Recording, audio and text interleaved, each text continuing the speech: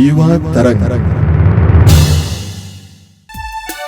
यीशु तू है महान, तेरी जय, तेरी जय, तेरी जय। यीशु तू है महान, तेरी जय, तेरी जय, तेरी जय। तू जो आया मेरे जीवन में, लेके खुशियाँ, लेके प्यार।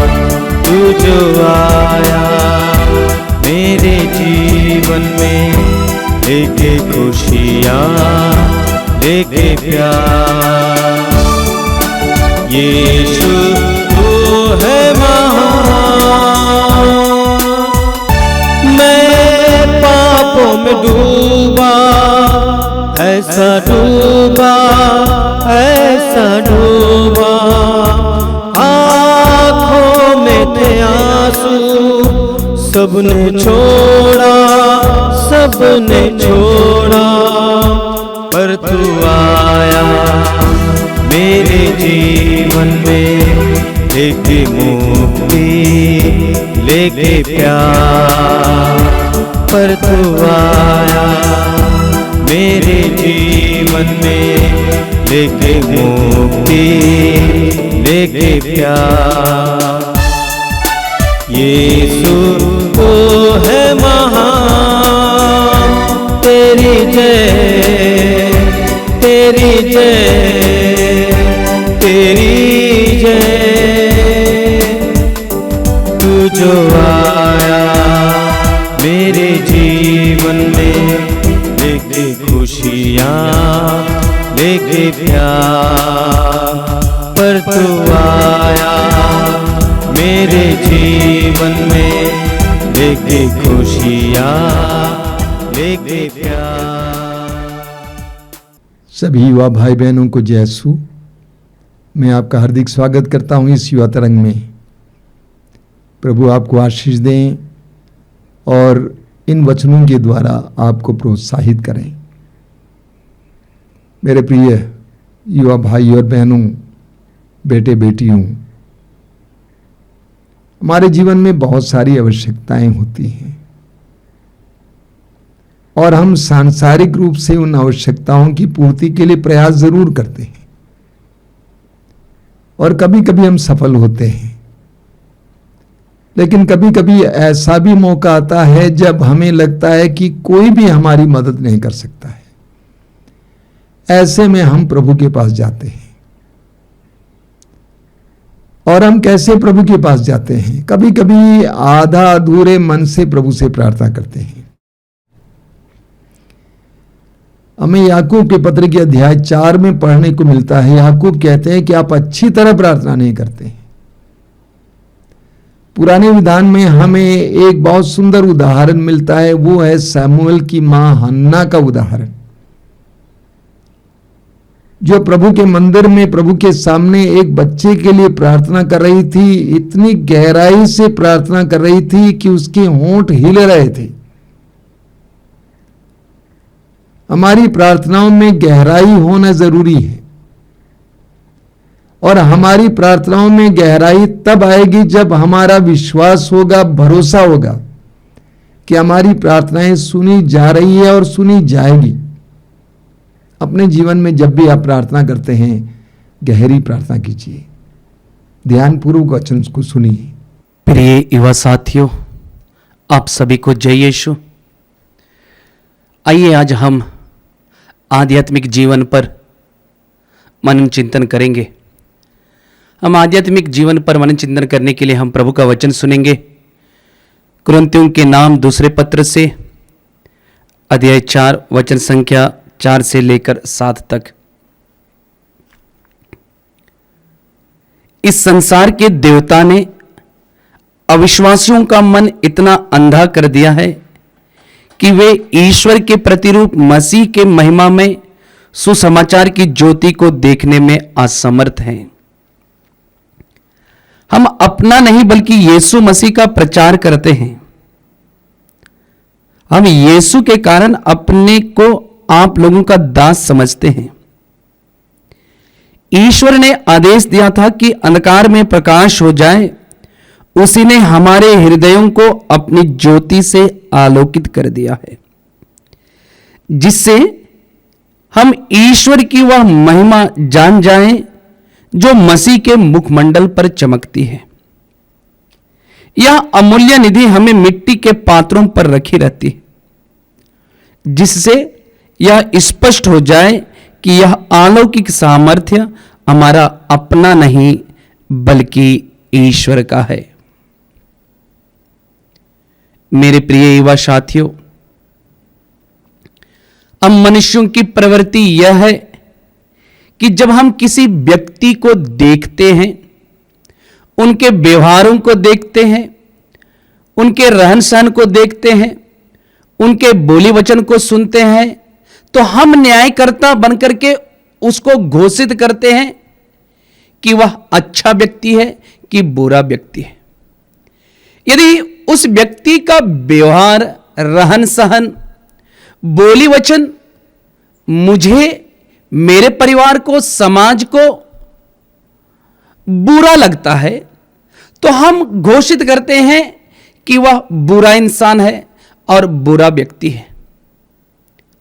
लेकिन ठीक दूसरी ओर उसी व्यक्ति का व्यवहार, उसी व्यक्ति का रहन सहन, उसी व्यक्ति का बोली वचन दूसरे व्यक्ति के लिए अच्छा लगता है, दूसरे व्यक्ति के लिए प्रेरणादायक है, तब वह व्यक्ति इस व्यक्ति को घोषित करता है कि यह अच्छा इंसान है, यह पवित्र व्यक्ति है, और इस प्रकार हम न्याय करते हैं। जैसे उदाहरण स्वरूप हम पढ़ेंगे उदाहरण स्वरूप यूहन्ना के सुसमाचार अध्याय 8 वचन संख्या 1 से आगे हम पढ़ते हैं। वहां पर क्या पढ़ेंगे कि एक स्त्री जो व्यभिचार में पकड़ी गई थी,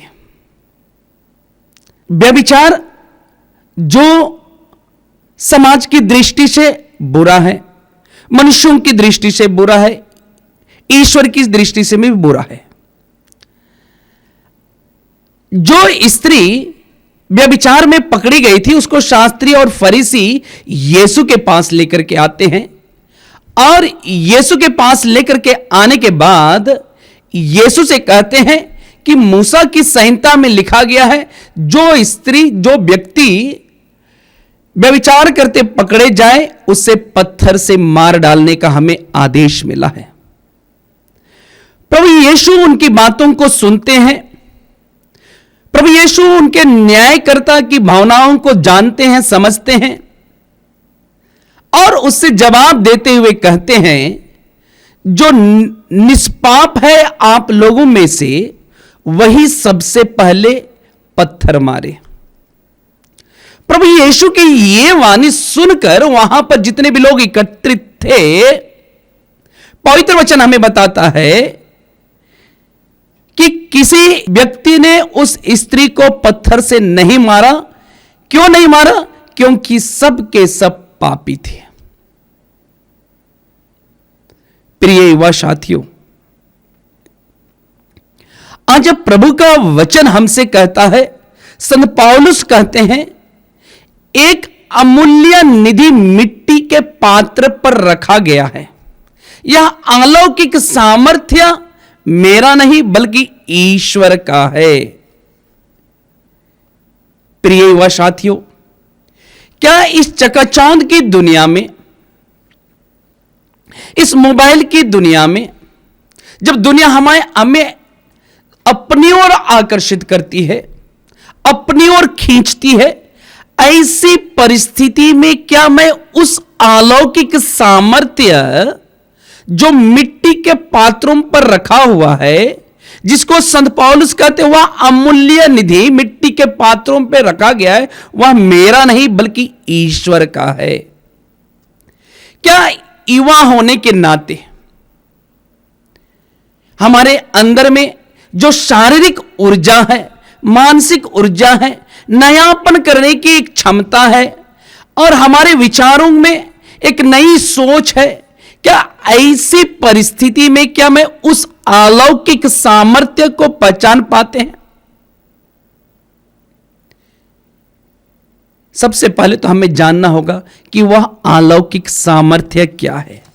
वह अलौकिक सामर्थ्य किसका है?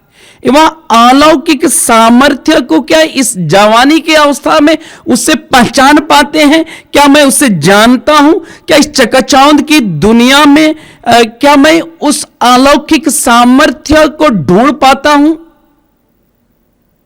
संत पौलुस कहते हैं कुरिन्थियों के पत्र में अध्याय 4 वचन संख्या 4 में, इस संसार के देवता ने अविश्वासियों का मन इतना अंधा कर दिया है कि जो अलौकिक सामर्थ्य है हम मनुष्यों के अंदर में, हम युवाओं के अंदर में, वह उस अलौकिक सामर्थ्य को नहीं पहचान पा रहे।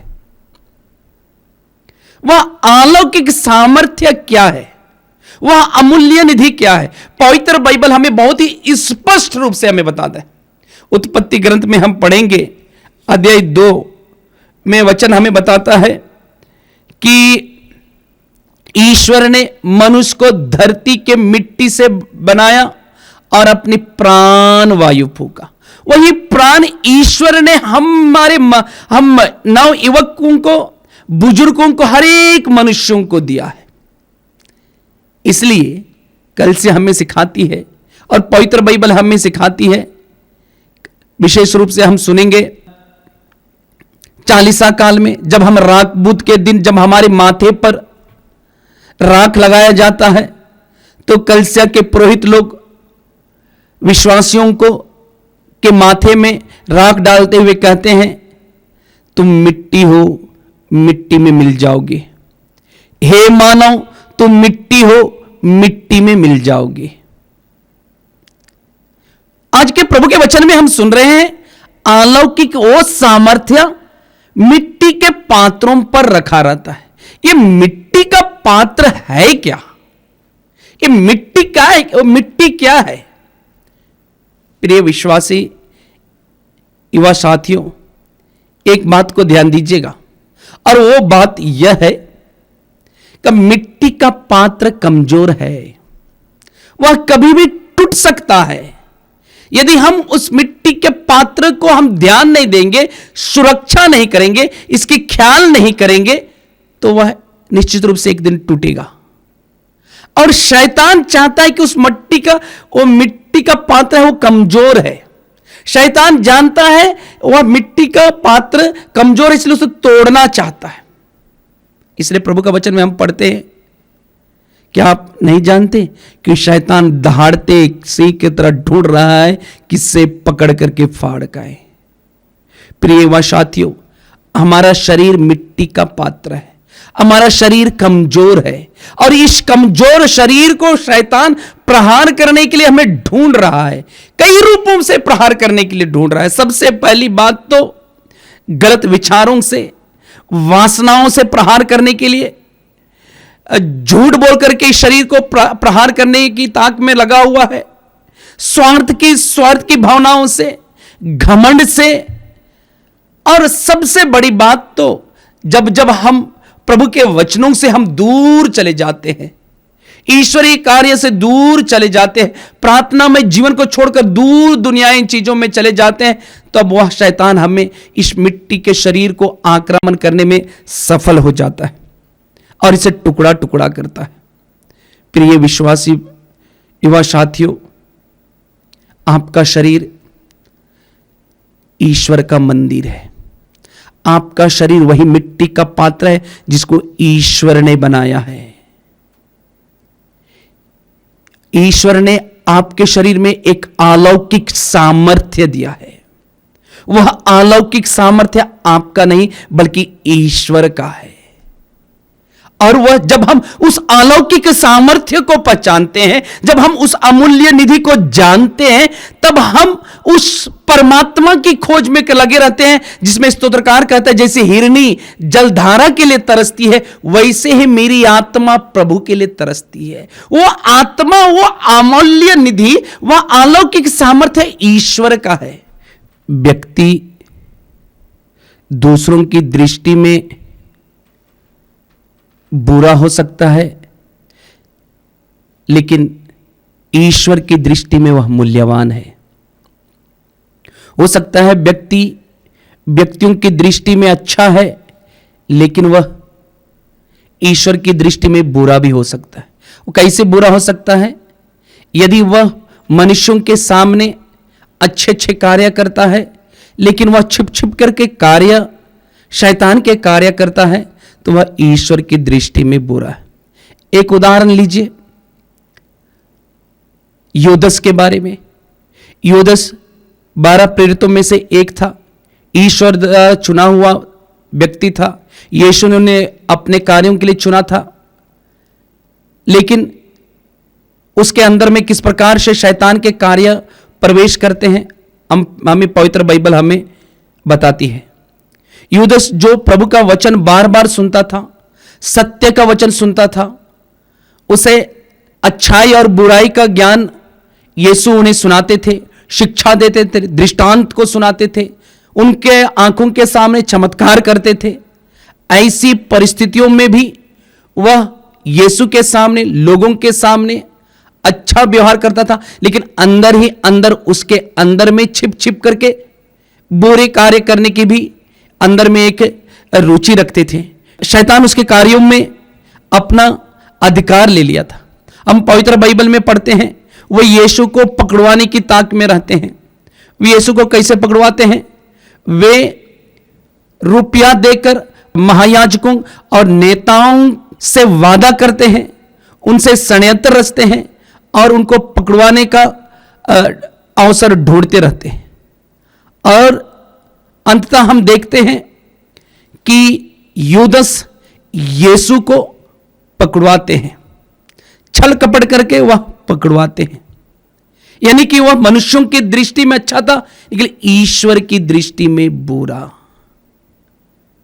लेकिन ईश्वर चाहे अच्छा व्यक्ति हो, बुरा व्यक्ति हो, सबसे प्रेम करते हैं, सबको दया दिखाते हैं, क्योंकि ईश्वर की दृष्टि में हर व्यक्ति मूल्यवान है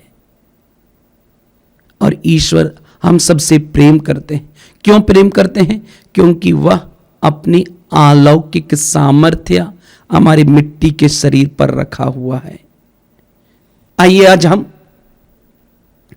प्रभु से प्रार्थना करें, पवित्र आत्मा से प्रार्थना करें कि पवित्र आत्मा हमें उस अलौकिक सामर्थ्य है, वह अमूल्य निधि है, उसको पहचानने में, उसको जानने में पवित्र आत्मा अपने वरदानों से हमें भर दे, हमें अभिषेक से भर दे, जिससे कि हम भी संत पौलुस की तरह कह सकें कि मेरा शरीर पवित्र आत्मा का मंदिर है।